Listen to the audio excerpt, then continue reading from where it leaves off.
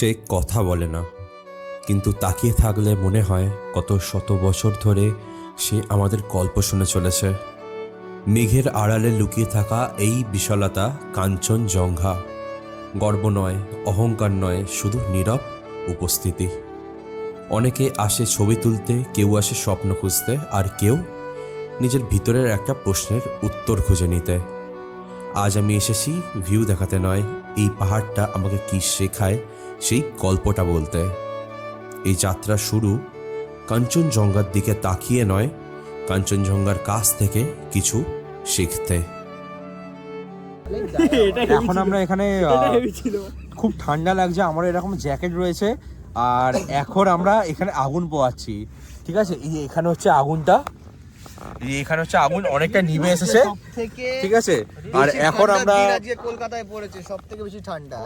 আজকে সবথেকে বেশি ঠান্ডা। হ্যাঁ, আজকে সবথেকে বেশি ঠান্ডা। তো আগুন ফাগুন ফাটছে। ওকে, তো এটা হচ্ছে পুকাই। ঠিক আছে, আমরা এই করে দিলাম। ঠিক আছে, আমার এখন টুপিটা পরে দিয়েছে। ওকে, এটা হচ্ছে পুকাই। ঠিক আছে, আর এটা হচ্ছে আমার এই টুপিটা নিয়ে নিয়েছে। এখানে আগুন জ্বলছে, আর এখন আমরা তাহলে ভাই খুব ঠান্ডা লাগছে, কোথায় যাওয়া যেতে পারে বল? এখন কোথায় যাও? চলে চল, একটা প্ল্যান করি। কোথায় কোথায় যাওয়া যেতে পারে? জানি না, তুই ফোনটা দে। ফোনটা পড়ে গেছিল। আমরা এখন তাহলে কোথায় এসেছি?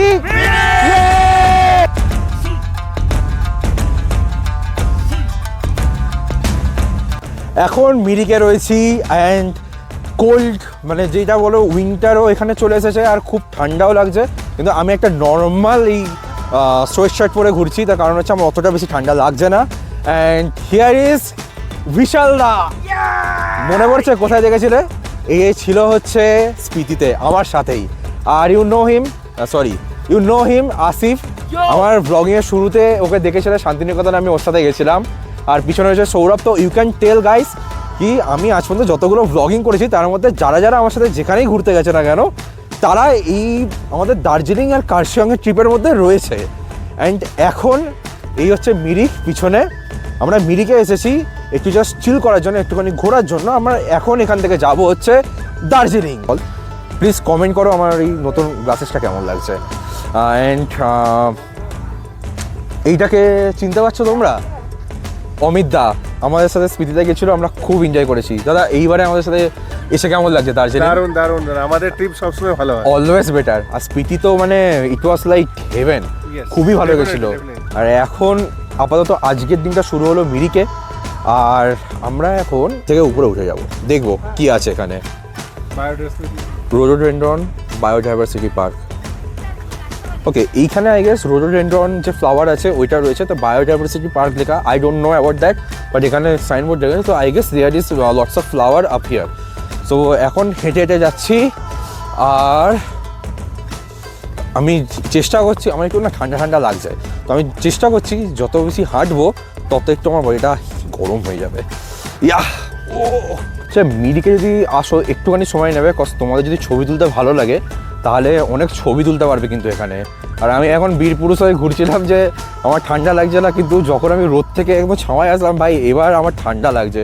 এবার মনে হচ্ছে কোনো রকমভাবে যেন আমি জানি আমার জায়গাটা নিতে চলে যাই। বাট লোকেশনগুলো তোমাদের খুঁজে নিতে হবে, লিটারালি মানে এখানে পাহাড়টা রয়েছে, জঙ্গল ফঙ্গল রয়েছে, উঠে একবার খুঁজে খাজে নিতে হবে। আমাদের লোকগুলো সামনে চলে গেছে, তো আমরা এতক্ষণ ছবি তুলছিলাম, তাই জন্য আমরা এখন আলাদা হয়ে গেছি। ভাই ঠান্ডা লাগছে তো? ভালো ঠান্ডা লাগছে ভাই, আমি এত কিছু লিটারালি একদম রোদে ছিলাম যতক্ষণ, ততক্ষণ অত ঠান্ডা লাগছিল না। বাট রোদের দিকটা এখন আমাদের, হ্যাঁ ওইখানটায় রোদ রয়েছে, অনেক ছোট্ট জায়গা রয়েছে এরকম। এই যে এইখানটায় যাচ্ছি, ওখানটাতে আই লাভ মিরিক লেখা না, ওখানটায় হ্যাঁ ওই তো আই লাভ মিরিক। তো ওখানে আমার বন্ধুরা রয়েছে, তো আমরা ছবি তুলতে তুলতে সবাই আলাদা হয়ে গেছি, সবাই নিজের মতন ফোন ঘাটছে। তো আমরা এসেছিলাম গ্রুপে, কিন্তু আলটিমেটলি হয়ে যাচ্ছে সোলো, যে যা নিজের মতন ঘুরছে, কে কোথায় আছে কেউ আমরা কোনো কিছুই জানি না। আর বন্ধুরা ছবি তুলতে লাগে। কিসের ছবি তুলছিস ভাই?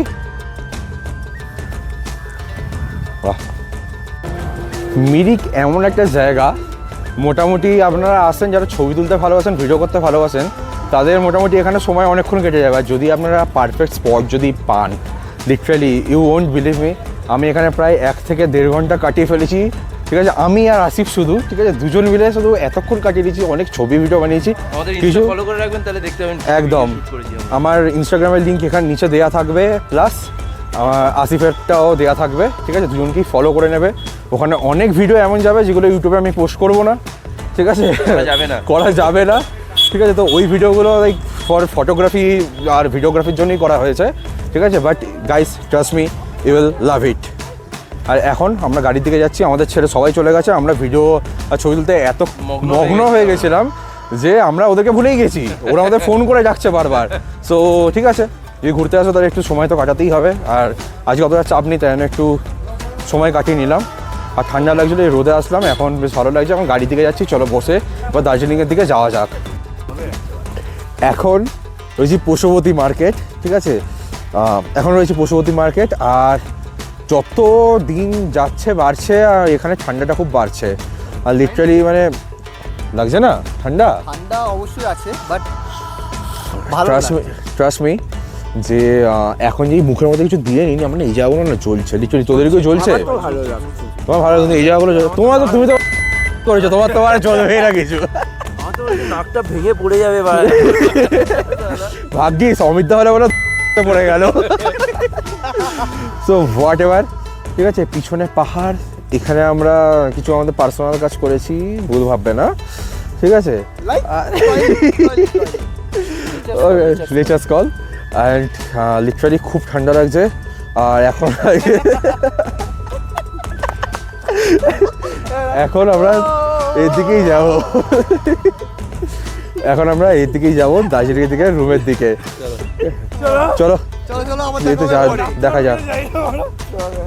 এইরকম উঁচু জায়গা থেকে আমরা উঠে উঠে এসেছি। এখন রয়েছি লেপচা জগৎ পাইন ফরেস্টের মধ্যে দিয়ে, ঠিক আছে। হাঁটতে খুবই সুন্দর লাগে।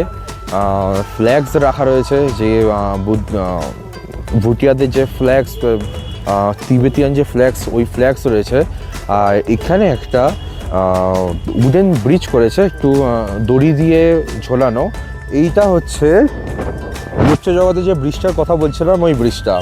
এরকম মোটা একটা দড়ি দেওয়া, মাঝখান থেকে তার যাচ্ছে। আর নিচের এই যে প্ল্যাটফর্মটা রয়েছে, এই প্ল্যাটফর্মটা উডেন। সো এই যখন আমি হাঁটছি এরকমভাবে, তো এই ব্রিজটা না ঠিক এরকম নড়ছে। এটা বুঝতে পারবে, দেখো, বুঝতে পারছো, নড়ছে এটা। তো আমি যদি এখান থেকে হাঁটি, তো এই দেখো দাদা ওখান থেকে নাড়াচ্ছে, ওদিকে দেখা, দাদা ওখান থেকে নাড়াচ্ছে, ঠিক আছে।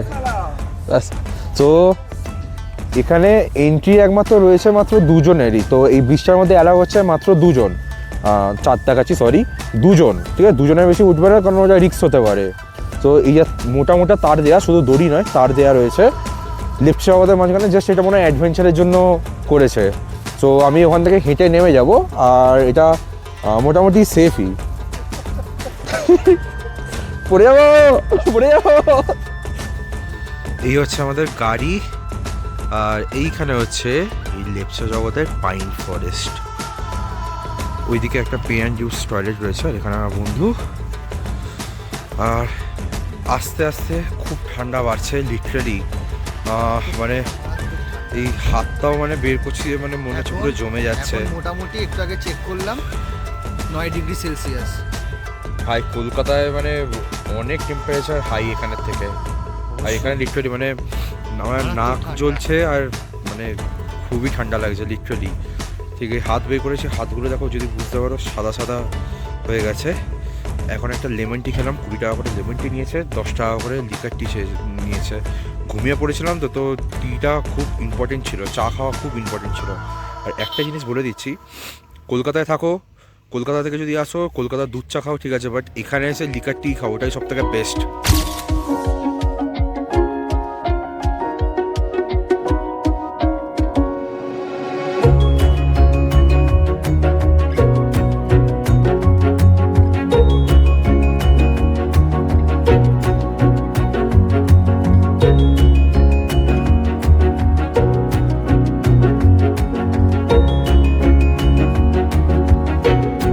যখনই কোনো সিনেমা দেখবে, দার্জিলিংয়ের ওপর বা বরফি যদি দেখে থাকো তাহলে একটা জায়গা খুবই ফেমাস থাকে, সেটা হচ্ছে ক্যাভেন্টার্স। যখনই কোনো ভিডিও দেখবে তখন দেখতে পাবে ক্যাভেন্টার্সে কেউ না কেউ ব্রেকফাস্ট করছে বা ক্যাভেন্টার্সে তারা বন্ধুদের সাথে আড্ডা মারছে। ঠিক তেমনই আমরাও আজকে আড্ডা মারতে এসেছি, সঙ্গে সকালে ব্রেকফাস্টটা করতে এসেছি ক্যাভেন্টার্সে। এখন আমাদের এখানকার টেম্পারেচার হচ্ছে 12 ডিগ্রি, কিন্তু 12 ডিগ্রি হলেও কী হবে, ঠান্ডা যে খুব যে কম তা একদমই নয়। আর আমরা এখন প্ল্যাটার নিচ্ছি চিকেন, আর আমার পোর্ক খাওয়ার ইচ্ছা ছিল কিন্তু পোর্ক এখানে অর্ধেক লোক খায় না, তার জন্য আমরা ওটা নিতে পারিনি। হ্যাঁ আমি সর্বভোজী প্রাণী, আমি সব কিছু খাই।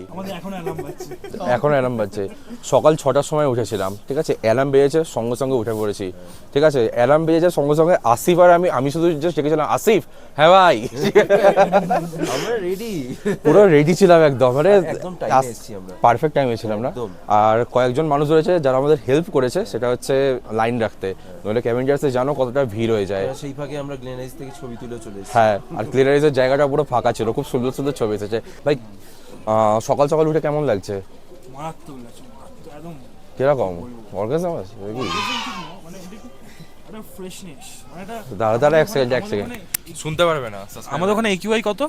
আমাদের ওখানে একিউ 300 হ্যাঁ, 350 চলে গেছে। ওই জন্য ফ্রেশনেসটা লাগছে, বুঝলি? এখানে আচ্ছা নিঃশ্বাস নিতে পারছি সুন্দর।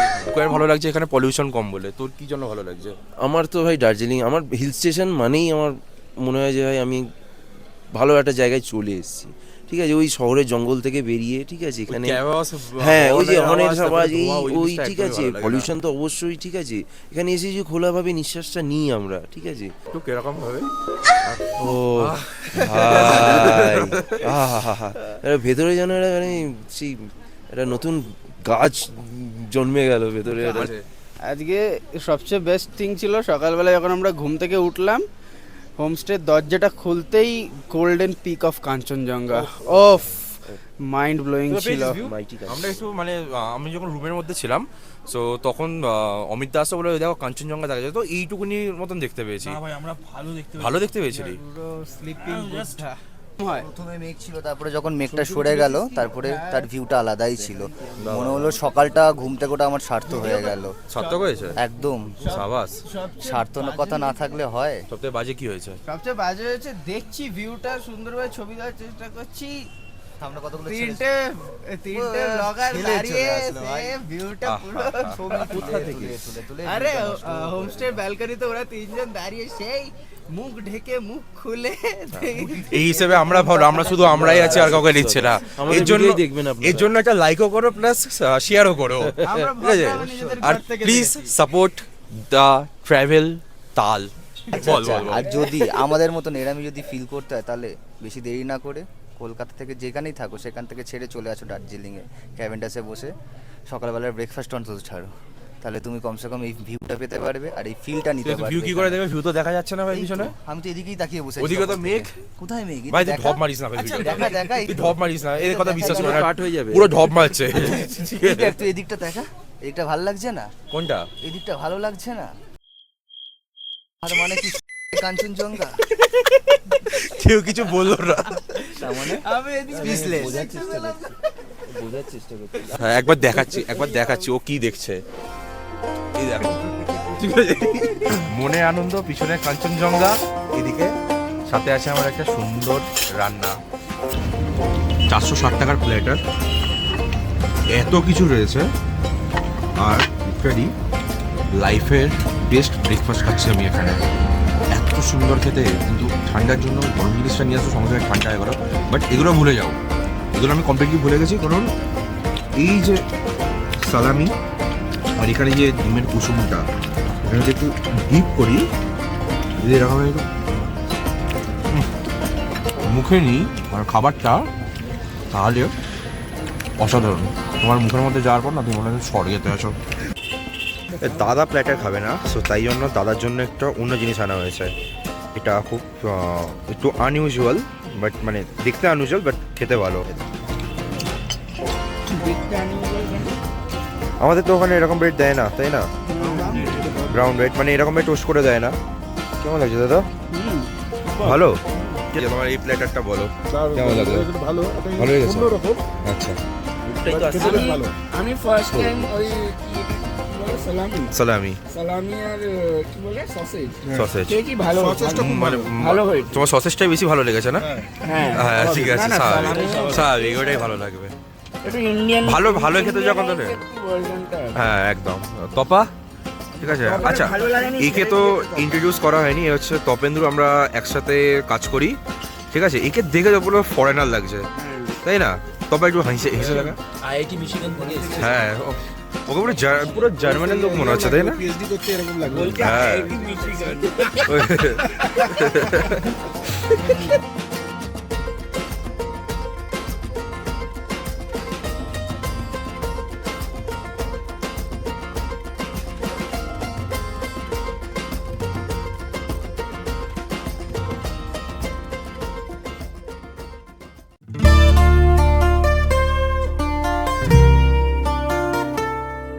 নাস্তার পর কেভেন্টার্সে বসে বুঝলাম ভিউটা শুধু চোখে লাগে না, ভিতরের কোথাও এসে থেমে যায়।